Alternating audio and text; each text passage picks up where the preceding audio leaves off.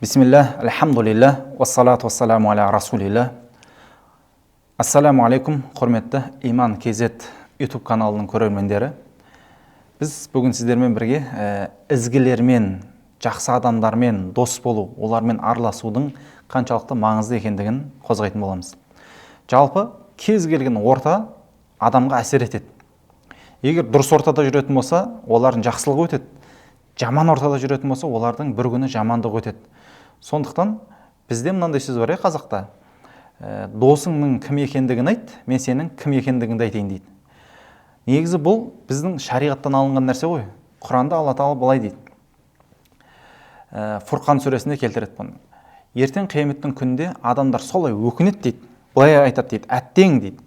Дүниеде әлгі пайғамбарымызды меңзеп, әлгі пайғамбарды дос тұтқанда, соның жолына түскенімде, және де пәленше деп бір адамның атын атап тұрып айтады ғой. Пәленшені дос тұтпағанымда, онымен араласпағанымда, оған жоламағанымда, өйткені сол мені адастырды, сол мені жамандыққа қарай тартты деп өкінеді дейді. Бұны Алла Тағала Фурқан сүресіне келтіреді.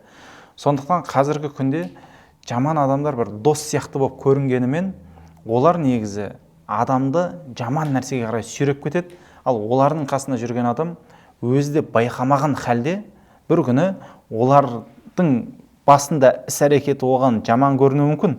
Бірақ солардың арасында жүре беру арқылы адам өзі сол істі қалай істеп қойғанын өзі де түсінбей қалады. Пайғамбарымыз саллаллаху алейхи вассалам былай дейді. Дос мәселесінде, егер жақсы дос дейді, жақсы дос және жаман дос деп мысал келтіреді. Жаман дос дегеніміз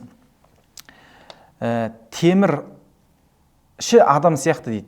Мысалы, оның қасына бар отырсаң дейді. Сен еш нәрсе істемесең де, әшін отырсаң, оның темірінің ұшқындары келіп сенің киіміңді күйдіреді дейді. Немесе күйдірмеген күннің өзінде де ол жерден шыққан кезде оның иісі саған сіңіп қалады дейді. Жаман иіс шығып тұрады дейді. Ал жақсы достың мысалы дейді. Сен оны месік сататын, әтір сататын адамға ұқсайды дейді. Сен оның қасына бар отырасың, ол саған әтірінен хадия беру мүмкін. Хадия бермегеннің күннің өзінде де қасында біраз отыратын болсаң, және қасына шыққан кезде сенің әтірдің айналасында отырғаннан кейін сенің үстіңе әдемі иіс шығады дейді. Сонда жаман дос пен жақсы достың мысалы осы сияқты екен ғой.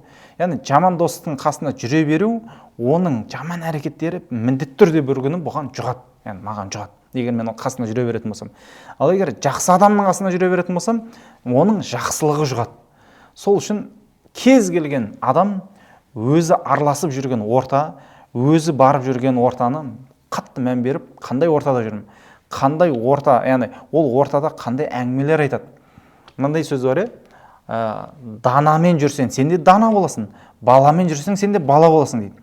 Яғни баламен араласа бергеннен кейін бір күні сенің сөздерің де бір баланың сөзіне ұқсап кетуі мүмкін.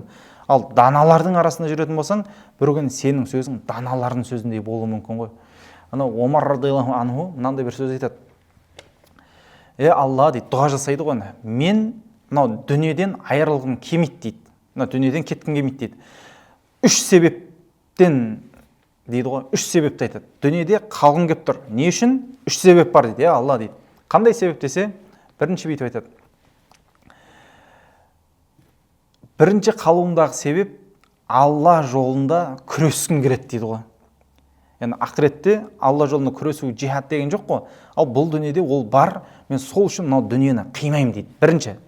Екінші себеп дейді. Ізгілермен бірге отырғың келеді дейді ғой. Біз бұны үшіншіге қойық, біздің тақырыбымызға қатысы болған. Екінші, мынау нәрсені айтайықшы. Екінші, түнгі намаз дейді. Мен түнгі намазға тұрып, рахаттанғым келеді дейді. Ал намаз деген тек қана осы дүниеде бар дейді. Сондықтан мен осы дүниеден кеткім келмей тұрғанның бір себебі, ол да түнгі намаз дейді.